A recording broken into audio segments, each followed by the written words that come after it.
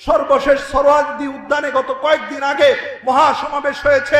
প্রিয় ভাইয়েরা, আমি আপনাদের আজকের মাহফিল থেকে চা খাইতেছি, 2 কাপ খাইলাম, আরো 1 কাপ রং চা খাই, স্টার সিগারেট 2টা খাইছি, আর একটা গোল্ড লিপ খাই। গোলাম হয়ে হয়ে, মানুষের হাত বদল হয়ে হয়ে বাজারে উঠেছে একজন মালিক, কিনেছে আরেক বাজারে, আরেকজন মালিক বিক্রি করে দিয়েছে। সামাজিক দৃষ্টিতে, দুনিয়ার দৃষ্টিতে একজন গোলাম ছিল, নগণ্য ছিল, আফ্রিকান ছিল, হাবশি ছিল, ঠোঁটগুলি মোটা ছিল, চুলগুলি কুকরানো ছিল। দুনিয়ার হাইসিয়তে প্রভাব প্রতিপত্তি তো দূরের কথা, বংশমর্যাদা তো। এটা তো গেল কোরআনের আয়াত। রাসূলুল্লাহ সাল্লাল্লাহু আলাইহি ওয়াসাল্লামের লক্ষ লক্ষ সাহাবীদের মধ্য থেকে প্রসিদ্ধ একজন বড় সাহাবীর নাম হলো আব্দুল্লাহ ইবনে জুবায়ের রাদিয়াল্লাহু তাআলা আনহু। আল্লাহর রাসূলের মুহাব্বতের এই সাহাবী, তিনি একদিন মসজিদে নববী থেকে বের হয়ে মদিনার অলিতে গলিতে ঘুরছেন আর বলছেন, আসো আমরা ঈমান নবায়ন করি, আসো আমরা ঈমান নতুন করি, আসো আমরা ঈমানের আলোচনা করি। আল্লাহর রাসূলের সাহাবী আব্দুল্লাহ ইবনে জুবায়ের রাদিয়াল্লাহু তাআলা আনহুর কণ্ঠে এই আহ্বান যখন অন্যান্য সাহাবীরা শুনতে পেলেন, তারা পেরেশান হয়ে আল্লাহর রাসূলের দরবারে মসজিদে নববীতে চলে গেলেন।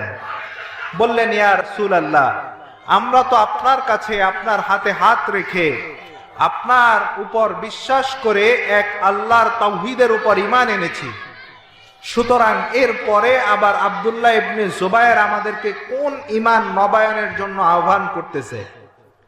আল্লাহর রাসূল বললেন যে, আরে সাহাবীরা, আব্দুল্লাহ ইবনে জুবায়ের তো বলতে চায় ঈমান নবায়ন করি, ঈমান নতুন করে আনি, মানে আসো আমরা যেই আল্লাহর উপর ঈমান এনেছি, যেই রাসূলের রিসালাতের উপর বিশ্বাস স্থাপন করেছি, এই সকল বিষয়ে আমরা বসে বসে মুযাকারা করি, হালাকা করি, ওয়াজ মাহফিলের মতো ইন্তজাম করে পরস্পরে দ্বীনে আলোচনা করি, তাহলে আমাদের ঈমান নতুন হবে, নবায়ন হবে, সংযোজন হবে, ঈমান বর্ধিত হবে, ঈমান শক্তিশালী হবে।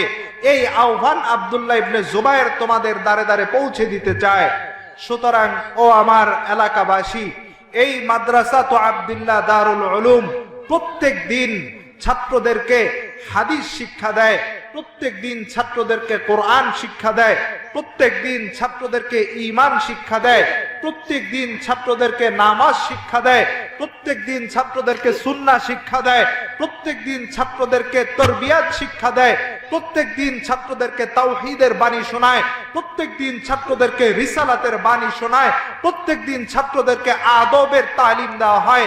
এত কিছুর পরেও এই যে বৎসরে একদিন মাহফিলের ইন্তজাম করে, অর্থাৎ এইখানকার ছাত্রদেরকে আর নতুন করে শিখাতে চায় না, বরং প্রতিষ্ঠানের সাথে যারা সংশ্লিষ্ট, প্রতিষ্ঠানের সাথে যারা সম্পৃক্ত, প্রতিষ্ঠানের যারা মুতাআল্লিকিন, প্রতিষ্ঠানের যারা মুহিব্বিন, প্রতিষ্ঠানের যারা শুভাকাঙ্ক্ষী, প্রতিষ্ঠানের যারা হিতাকাঙ্ক্ষী, দ্বীনের দিকে, ইসলামের দিকে, তাওহীদের দিকে, হেদায়েতের দিকে যাদের দিলের টান রয়েছে, রুঝান রয়েছে, মাইল রয়েছে, ঝোঁক রয়েছে, এমন দ্বীনী ভাইদেরকে বৎসরে 1 দিন 2 দিন উপস্থিত করে বরেণ্য উলামায়ে কেরামের মাধ্যমে একই তাওহীদের আলোচনা, শোনা রিসালাতের কথা, জানা সুন্নতের আমলগুলি আবার শোনায়া অত্র এলাকার মুসলিম মিল্লাতের ঈমানকে নতুন আর নবায়ন শক্তিশালী করতে চায়। ঠিক কিনা ভাইরা?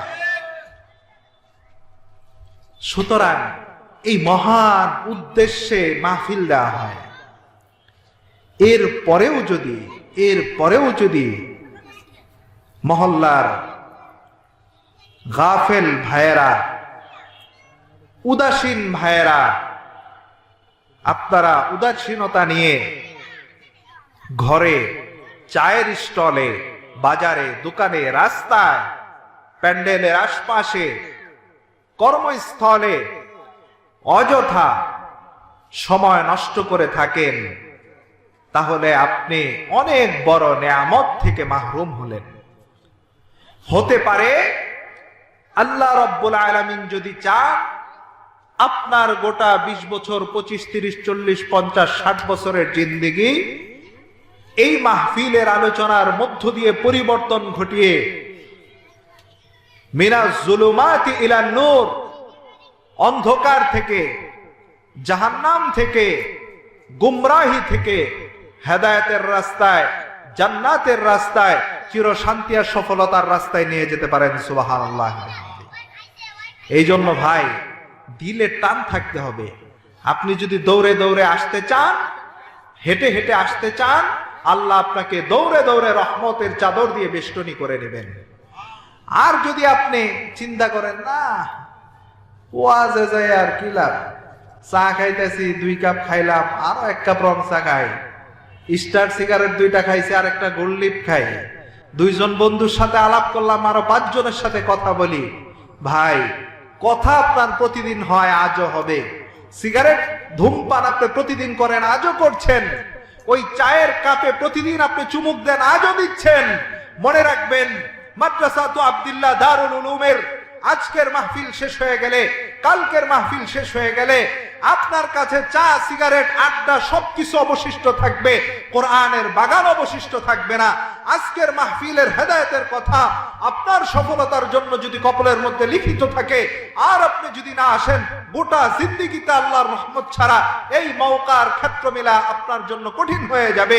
এই জন্য সব কিছুকে ছেড়ে দিয়ে আল্লাহর ভালোবাসাকে সামনে দিয়ে মাহফিলের শুরুতে আমি আহ্বান করছি, আপনারা আল্লাহর জন্য চলে আসেন। প্রধান বক্তার আলোচনা উদ্দেশ্য নয়, দ্বিতীয় বক্তার আলোচনা উদ্দেশ্য নয়, প্রত্যেক মুমিন মুসলমানের উদ্দেশ্য একমাত্র আল্লাহর আলোচনা। সেটা যখন হোক, যেই করুক, এই উদ্দেশ্যে যদি আপনারা এলাকার মাহফিলগুলিতে শরীক হতে পারেন, আল্লাহ রব্বুল আলামিন যেমনি ভাবে আল্লাহ রসুলের দোয়ার বরকতে ওমরের জন্য ঈমান কবুল করেছিলেন, দোয়া তো আবু জাহেলের জন্য হয়েছিল, ওমরের জন্য হয়েছিল। আবু জাহেল বারবার হেদায়েতের কাছে গিয়ে গিয়ে বক্রতার কারণে, তার গোলামির কারণে, নেতৃত্বের কারণে, দুনিয়ার লোভের কারণে, দুনিয়ার ভালোবাসার কারণে হেদায়েত থেকে পিছনে চলে গিয়েছে, জাহান্নামের মধ্যে কাতারে সামনে চলে গিয়েছে।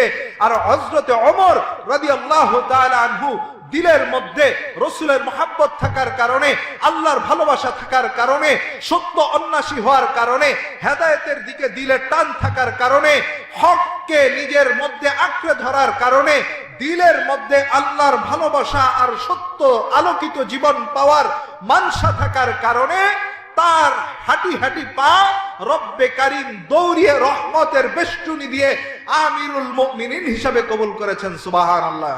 হযরত ঈসা আলাইহিস সালাতু ওয়াস সালামের ইন্তেকালের পরে লম্বা সময় এই দুনিয়ার বুকে কোনো নবী পয়গম্বরের আবির্ভাব ছিল না, আল্লাহর পক্ষ থেকেই বন্ধ ছিল। ঐতিহাসিকদের বর্ণনা মতে 500 থেকে 550 বছরের মতো সময় দুনিয়ার বুকে কোনো নবী পয়গম্বরের আগমন ঘটেনি, যার কারণে সে সময়ের মানুষগুলি আকার আকৃতিতে শুধুমাত্র মানুষ ছিল। তাদের মধ্যে মনুষ্যত্ববোধ, সামাজিকতা, নীতি নৈতিকতা, এক আল্লাহ তাআলার ইবাদত করা, কুফর এবং ঈমানের মধ্যে পার্থক্য করা, শিরক এবং ঈমানের মধ্যে পার্থক্য করা, মানুষের অধিকার নিশ্চিত করা, এরকম কোন বিষয়ে তাদের জ্ঞান ছিল না। এর কারণ হলো এ সকল জ্ঞানগুলি দেওয়ার জন্য, আলোর পথগুলি দেওয়ার জন্য কোন নবী পয়গম্বর তাদের সামনে আগমন করেনি। সেই কঠিন সময়কে শরীয়তের পরিভাষায় বলা হতো আইয়ামুল জাহেলিয়া, তথা অন্ধকারের যুগ, অন্ধকারের সময়। আমার প্রিয় ভাইয়েরা, যারা এখানে উপস্থিত আর যাদের কানে মাইকের আওয়াজ যাচ্ছে, আপনাদের কাছে আমি প্রশ্ন রাখতে চাই, আইয়ামুল জাহেলিয়া, অন্ধকারের সে সময় আজ থেকে প্রায় 2000 বছর আগে বা তারও আগ থেকে শুরু হয়ে 1450 বছর পূর্ব পর্যন্ত চলেছিল। সেই সমাজের মধ্যে মানুষ ছিল, মনুষ্যত্ববোধ ছিল না, সমাজ ছিল, সামাজিকতা ছিল না। আল্লাহ তাআলা বিদ্যমান আজও আছেন, তখনও ছিলেন, কিয়ামত পর্যন্ত থাকবেন। আল্লাহর আবদিয়াত গোলামি করার মতো মানুষের মধ্যে মনোভাব ছিল না। ঈমান এবং কুফর দুটাই ছিল, কিন্তু কুফর ঈমানের মধ্যে পার্থক্য করার মতো মেধা তাদের কাছে ছিল না। আজকের আধুনিক থেকে অত্যাধুনিক, ডিজিটাল থেকে স্মার্ট এই যুগেও মানুষ ঠিকই রয়েছে।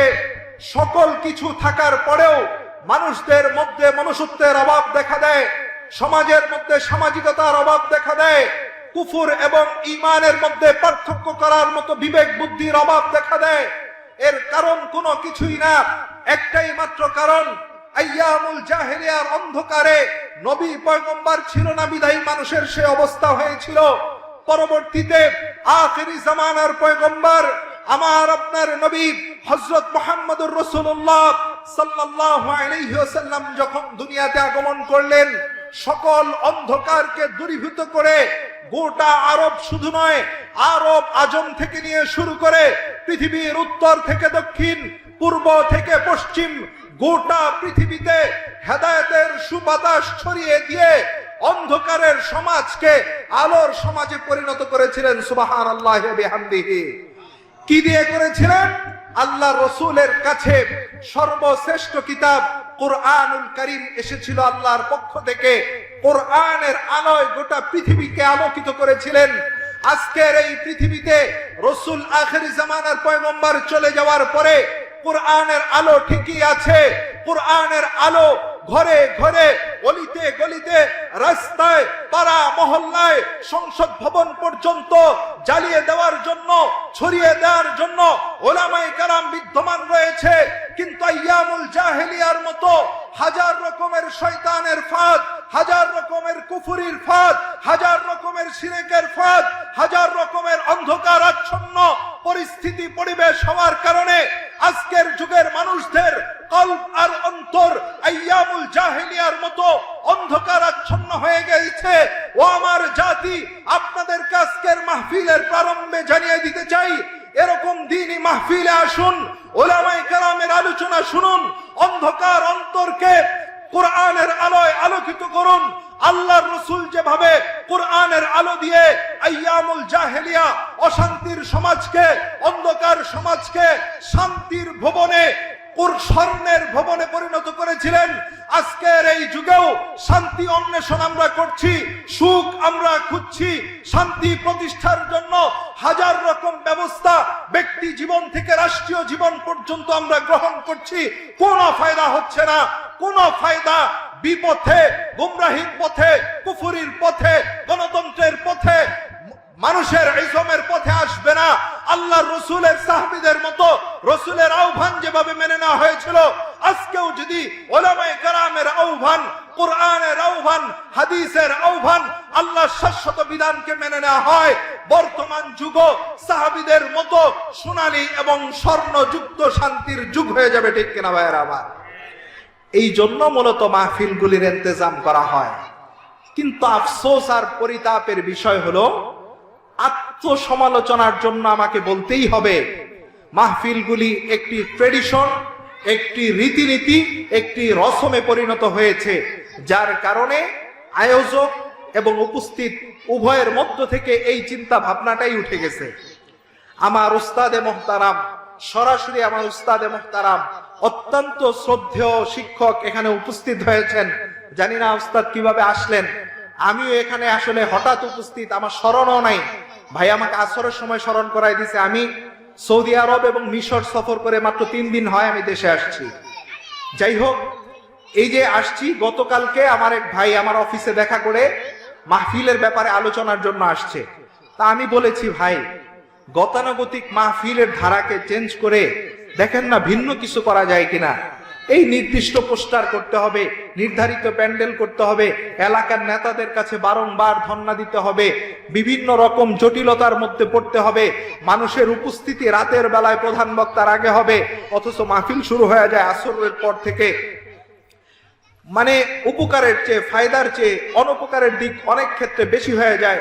তো উম্মার জন্য একটু নির্দিষ্ট সেমিনার, সিম্পোজিয়াম, কনফারেন্স, ঘরোয়া আলোচনা, ইসলাহি মাহফিল, ইনডোর প্রোগ্রাম, এই ধরনের কিছু করা যায় কিনা।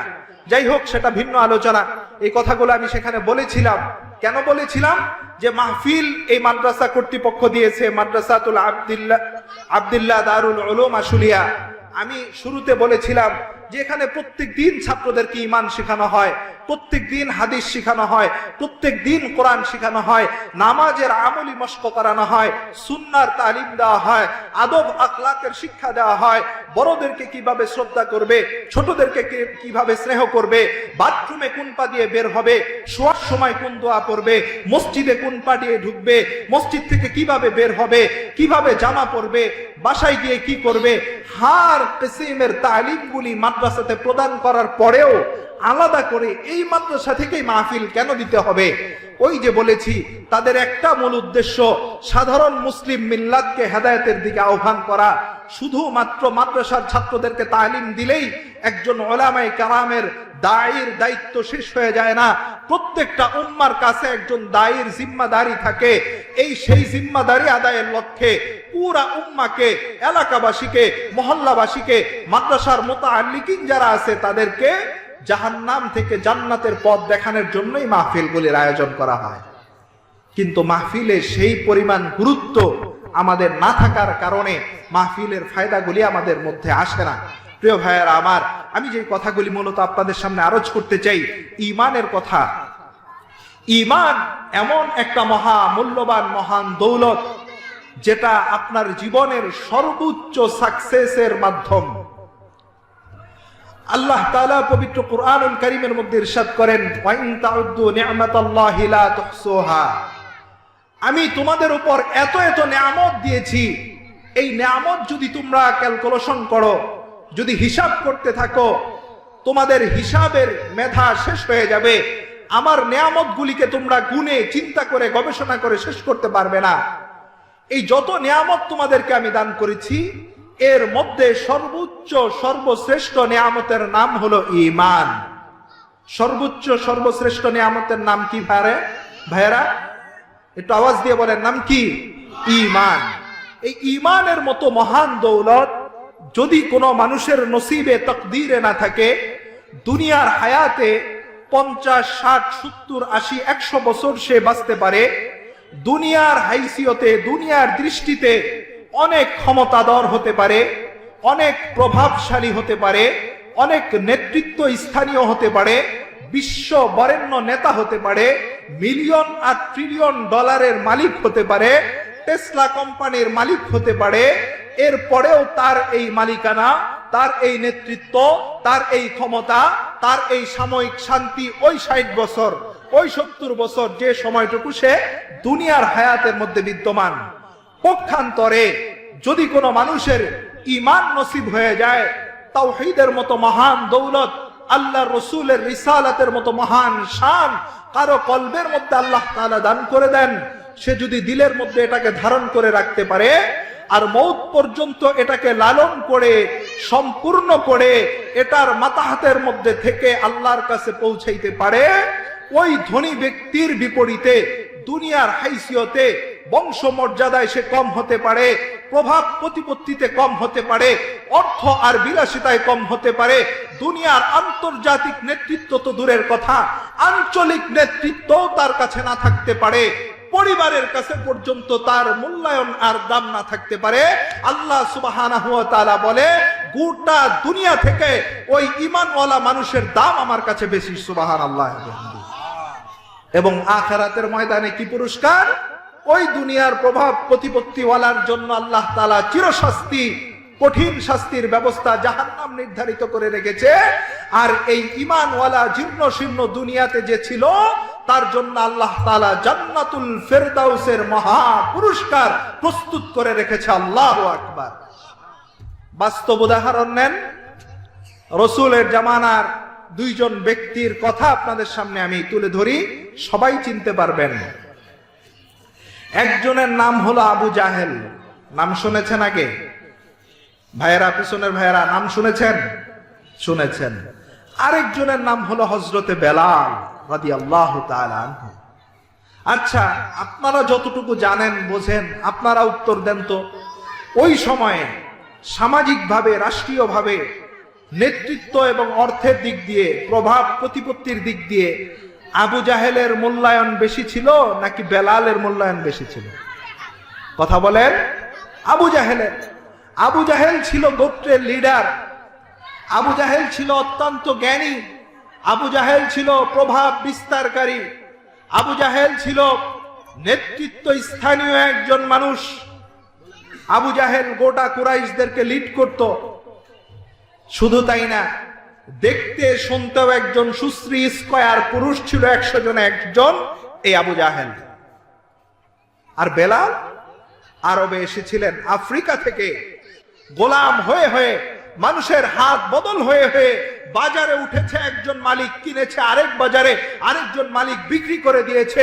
সামাজিক দৃষ্টিতে, দুনিয়ার দৃষ্টিতে একজন গোলাম ছিল, নগণ্য ছিল, আফ্রিকান ছিল, হাবশি ছিল, ঠোঁটগুলি মোটা ছিল, চুলগুলি কুকরানো ছিল।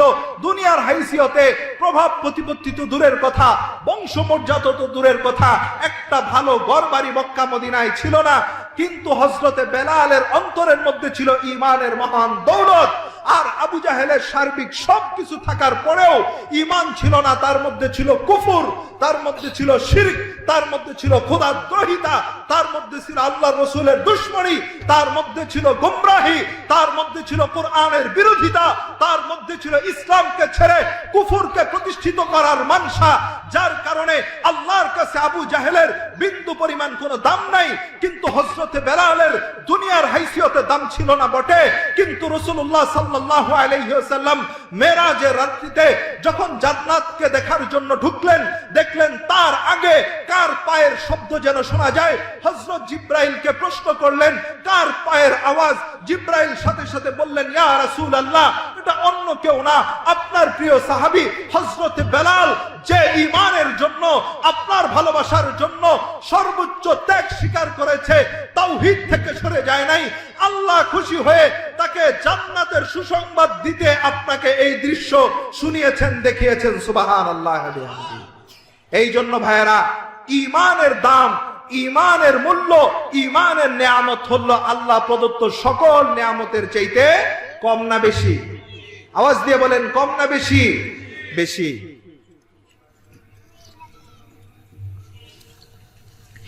এই ঈমানটা এমন একটা বিষয় যেটা বাড়ে, যেটা কমে, যেটা অর্জন হয়, যেটা শেষ হয়ে যায়।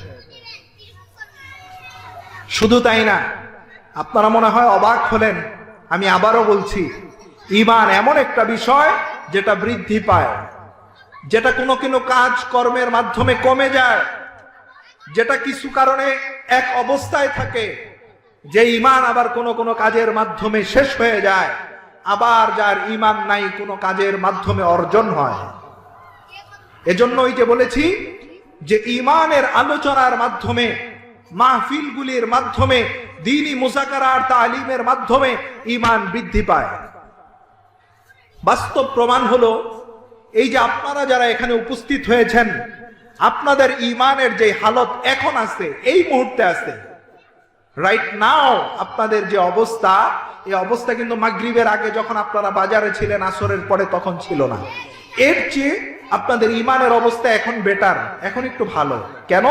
আপনারা ঈমানে মজলিসের মধ্যে বসেছেন। যখন আপনারা মসজিদের মধ্যে প্রবেশ করেন জুমার দিনে অথবা ওয়াক্তীয় নামাজ আদায়ের জন্য, তখনও আপনাদের ঈমানের হালত মসজিদে প্রবেশের আগে যা থাকে, ঢোকার পরে একটু বৃদ্ধি পায়, আল্লাহর দিকে দিল, মনটা বেশি ঝুঁকে যায়। ঠিক তেমনি ভাবে ঈমান কিভাবে কমে? আপনি যখন গুনাহের কাজের দিকে অগ্রসর হন, সারা দিন আপনি যখন মদ নিয়ে, নারী নিয়ে, জুয়া নিয়ে, মানুষের গীবত শিকায়াত নিয়ে, সুদ নিয়ে, ঘুষ নিয়ে, অন্যের দোষারোপ নিয়ে, কুচক্র নিয়ে যখন আপনি থাকেন, ওই দিনটা কিন্তু আপনার নিজের কাছেই মনে হয়, না, আজকের দিনটা আসলে ভালো গেল না, কি অন্যায় অপরাধের মধ্যে ছিলাম, বিবেক বোধ থেকে এটা জাগ্রত হয়। ওই হালতে আপনার ঈমানের অবস্থা, ঈমানের চার্জ পাওয়ার কম থাকে। হাদিসের মধ্যে এসেছে, উস্তাদরা আমাদেরকে দার্স দিয়েছেন, কোন কোন মুহাদ্দিসিনে কেরাম তো এমন বলেছেন যে কিছু কিছু কাজের ক্ষেত্রে ঈমানের হালত এমন হয় যে ঈমান ঈমানদারের কাছ থেকে ঝুলন্ত অবস্থায় থাকে, তার কাছ থেকে ঝুলন্ত অবস্থায় থাকে, সরে গিয়ে থাকে, অপেক্ষমান থাকে যে এই পাপাচার ঈমান আনার পরেও এমন অপরাধে লিপ্ত হয়েছে। যখন সে অপরাধ থেকে মুক্তি হয়, আল্লাহ তাআলা দয়া দিয়ে আবার ঈমানটা তার কলবের মধ্যে দেন। আর ওই অবস্থায় যদি তার মৃত্যু হয়, অনেকের মতামত বেঈমান কাফের হয়ে মারা গেল। 80 বছরের বেঈমান, কুফরের সাথে সম্পৃক্ত, শিরকের সাথে সম্পৃক্ত, মূর্তি পূজার সাথে সম্পৃক্ত, যখন কালেমায়ে তাওহীদ পড়ে নেয়, আল্লাহর উপর ঈমান আনে, সাথে সাথে সেই বেঈমান লোকটা ঈমান আনার পরে মুমিন হয়ে যায়, ঈমানদার হয়ে যায়। সুবহানাল্লাহ। তো এর মাধ্যমে আমি আপনাদেরকে যেটা বোঝাইতে চাইলাম যে ঈমান নিয়ে যেহেতু কথা বলছি, ঈমান হলো এমন একটা বিশ্বাস, এমন দৃঢ় একটা বিষয় যেটাকে আল্লাহ তাআলা এমন ভাবে সেট করে দিয়েছেন মানুষের মধ্যে যে ঈমান নিয়ে যত বেশি আলোচনা করবে, যত বেশি ফিকির করবে, যত বেশি মুযাকারা করবে, যত বেশি সময় দিবে, তার ঈমান বৃদ্ধি পাবে। ঈমান ছেড়ে যত বেশি গুনাহের দিকে ধাবিত হবে, ঈমান কমে যাবে। আর এমন এমন মারাত্মক মারাত্মক গুনাহ রয়েছে, সেগুলোর সাথে যদি সম্পৃক্ত হয়, সাময়িকভাবে তার জিম্মা থেকে ঈমান উঠেও যায়। আর যদি সে সরাসরি শিরকের মধ্যে ঘোষণা দিয়ে লিপ্ত থাকে, ঈমান চলে যায়।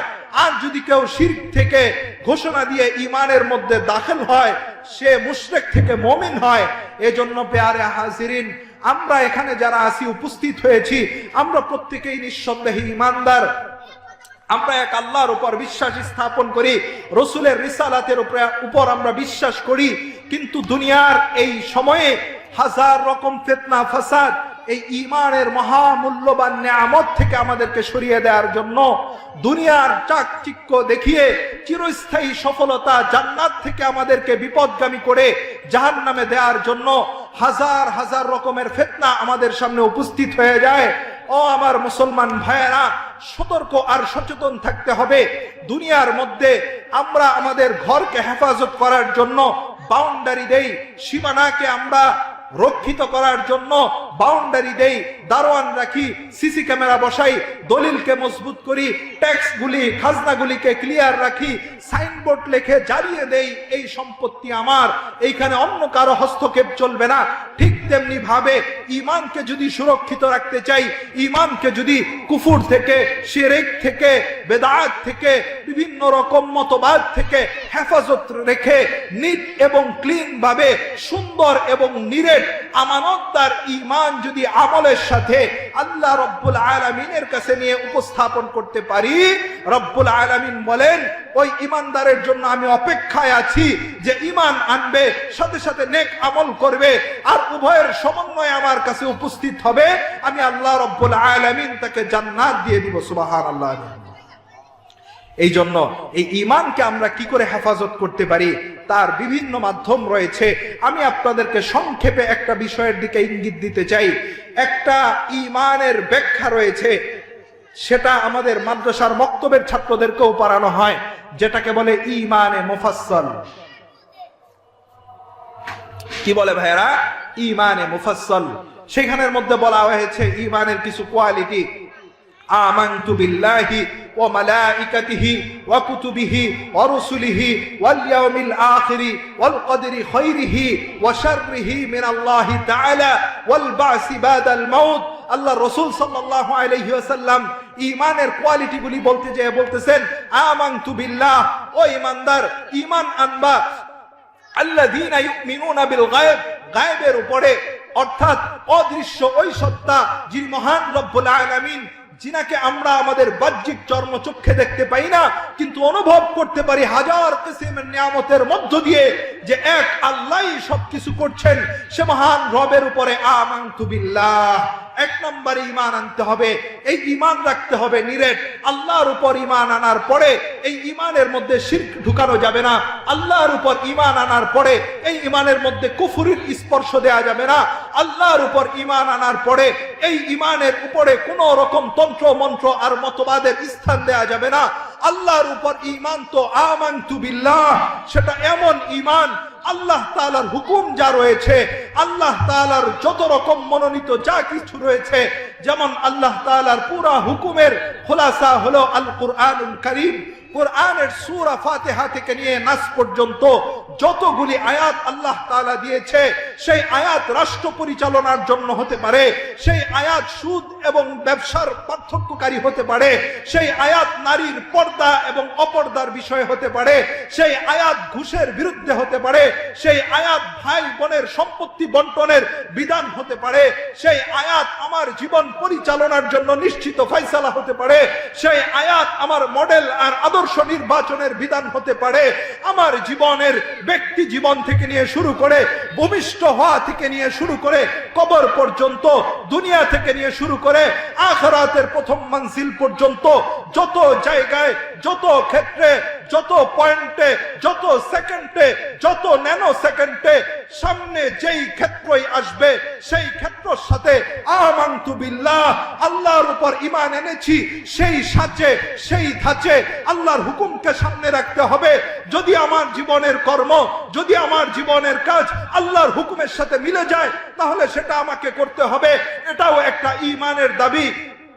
ঈমানের দাবি শুধু এইটা না যে আমি আল্লাহর উপর ঈমান আনলাম, এরপরে শিরক করলাম, এরপরে বিদআত করলাম, এরপরে কুফর করলাম, এরপরে মানুষের মতবাদ মানলাম, এরপরে সুদ খাইলাম, এরপরে ঘুষের চর্চা করলাম, এরপরে বোনের হক দিলাম না, এরপরে মাদ্রাসার সাথে বিদ্বেষ রাখলাম, মসজিদের দিকে অগ্রসর হইলাম না।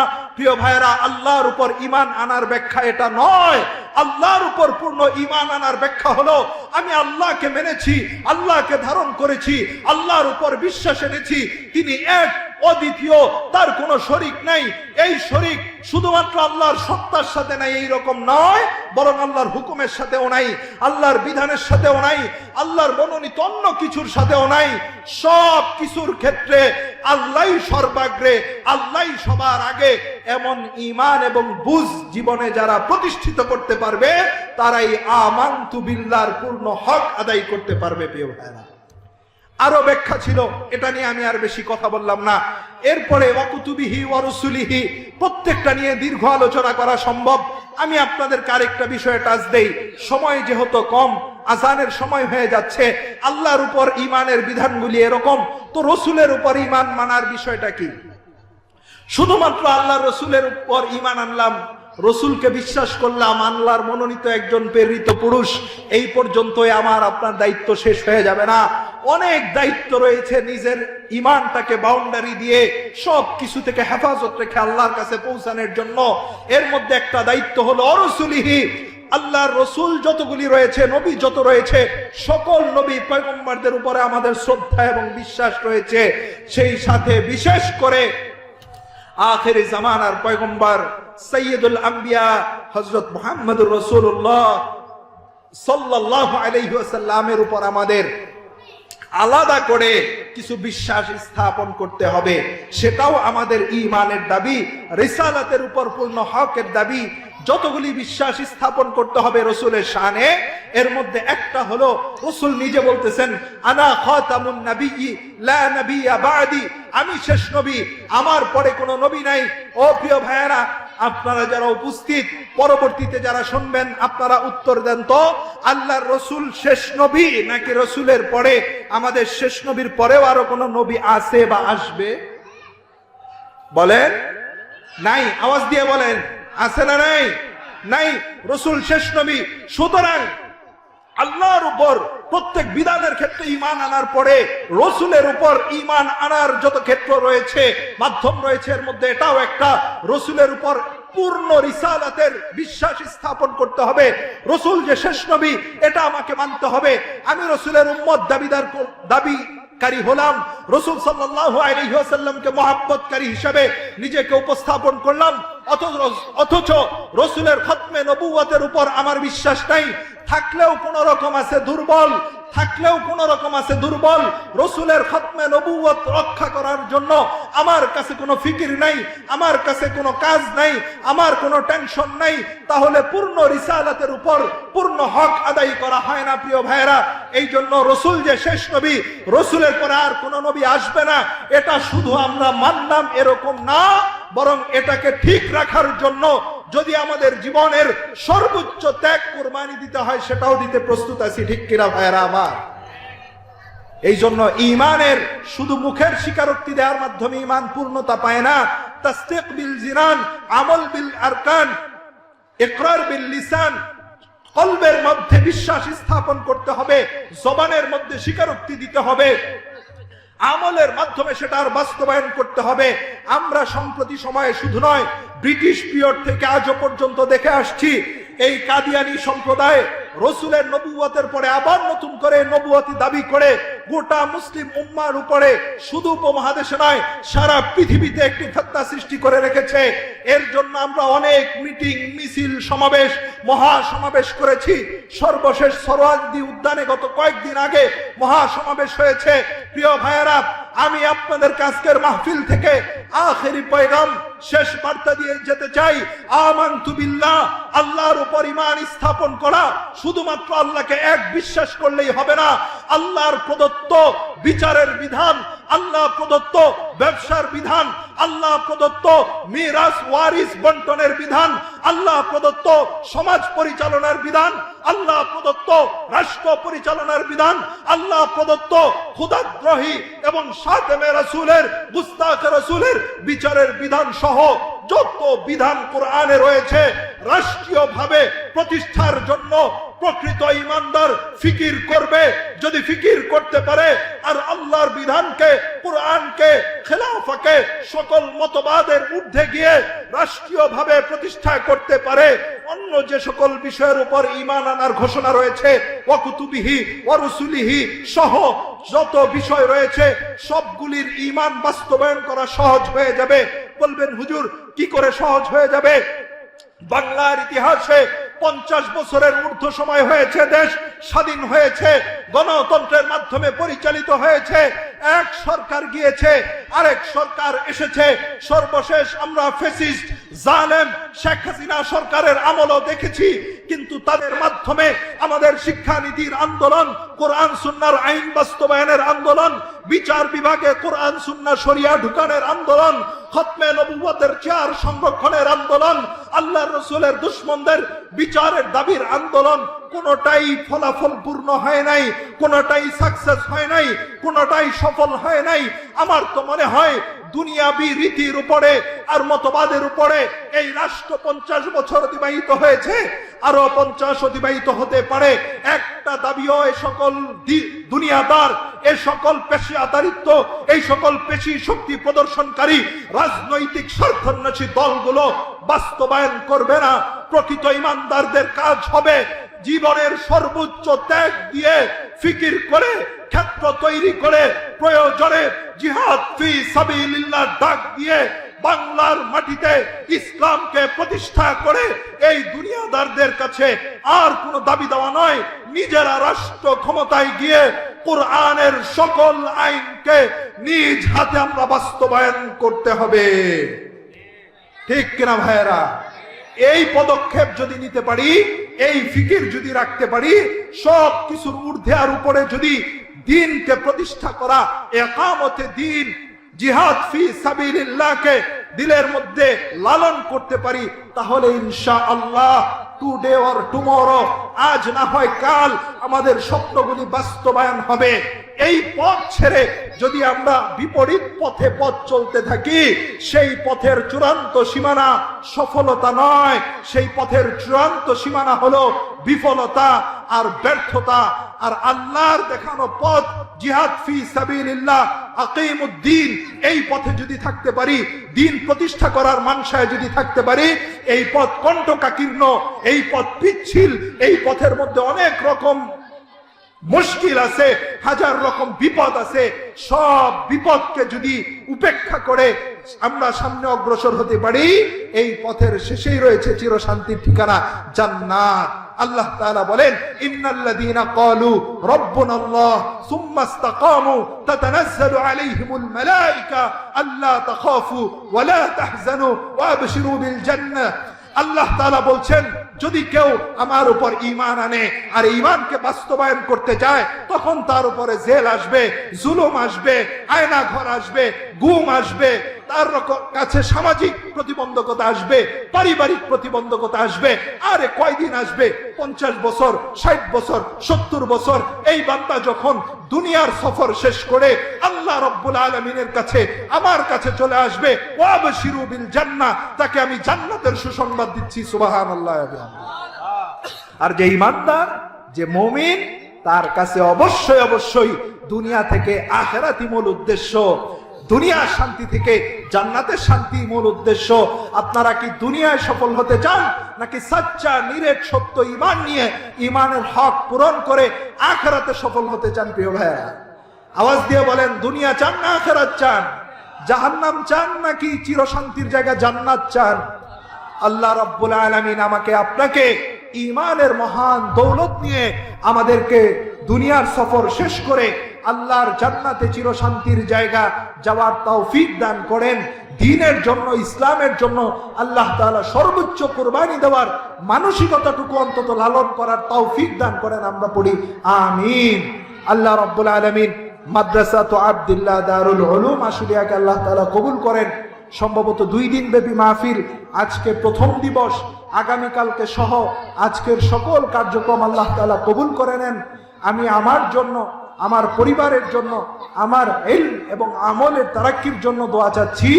সর্বোপরি আমার উস্তাদে মুহতারাম যিনি উপস্থিত রয়েছেন, হযরতের নেক হায়াত, হযরতের পরিবারের জন্য দোয়া চাচ্ছি। আল্লাহ তাআলা আমাদের সকলকে ঈমান ও ইসলামের জন্য দুনিয়া এবং আখিরাতে সফলতা দান করেন। ওয়া আখিরু দাওয়া